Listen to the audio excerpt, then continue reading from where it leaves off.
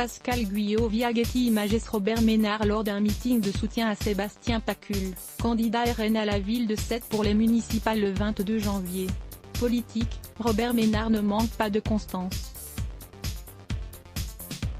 À intervalles réguliers, le maire de Béziers fait une sortie médiatique pour dire tout le mal qu'il pense d'une candidature de Marine Le Pen en 2022.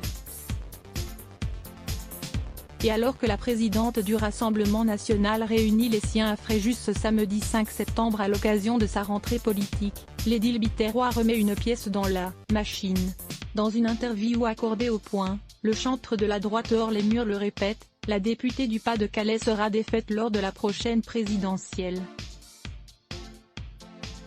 Je pense que, aujourd'hui, elle n'est pas en position de gagner. Ça l'exaspère quand je dis cela, mais cela n'a rien contre elle.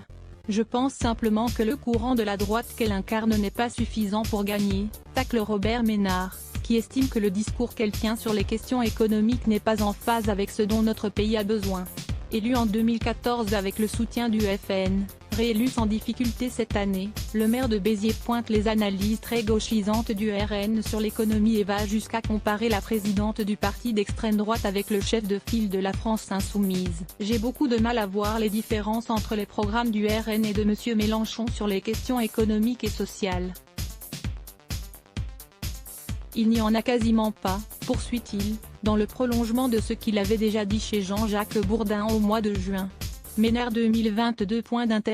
Considérant que le Rassemblement national agit comme un répulsif sur l'électorat de droite, Robert Ménard souligne avec gourmandise que Louis Alliot l'a emporté à Perpignan sans apposer la flamme tricolore sur ses affiches. Les dernières élections ont été pour eux un échec total.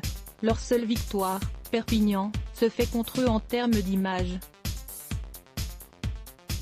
Alors, oser présenter la victoire à Perpignan comme une victoire du RN, il ne faut pas manquer de culot, attaque encore l'ancien journaliste, qui plaide pour une candidature capable d'associer l'électorat RN à celui de la droite classique. Une candidature qui ne pourrait porter à ses yeux ni Marion Maréchal, ni Marine Le Pen, ni Jean-Frédéric Poisson, ni François-Xavier Bellamy. Alors qui ? Je pense aujourd'hui, mais j'extrapole peut-être, que les expériences et les succès que l'on engrange, certes au niveau d'une ville, certes au niveau d'une agglomération, certes dans le Midi, indiquent qu'il y a quand même un passage possible. À côté du RN, pas contre lui, avance-t-il prudemment.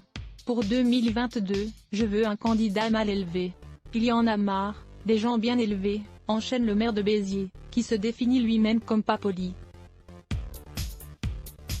Il souhaite ainsi une candidature de rupture menée par une personnalité audacieuse, capable de se mettre à distance des partis politiques.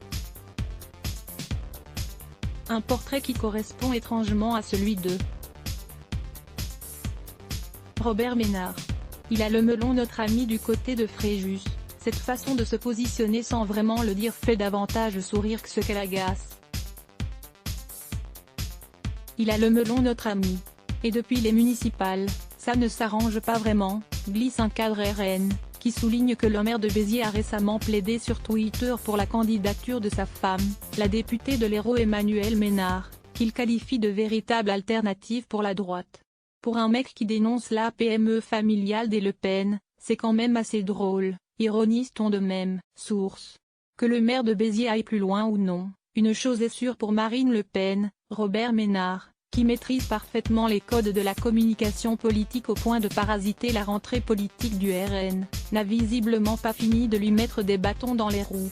À voir également sur le HuffPost, avec le coronavirus, Marine Le Pen flirte encore avec les théories complotistes et se laisse bloc ADN.